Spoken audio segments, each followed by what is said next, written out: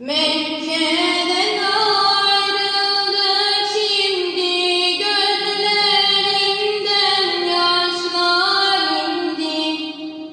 Mekke'den ayrıldık şimdi, gözlerinden yaşlar indi.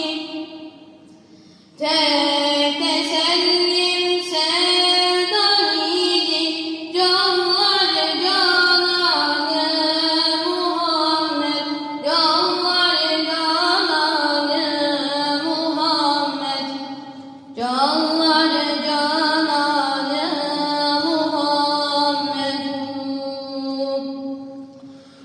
Allahümme salli ala seyyidina ya Muhammed.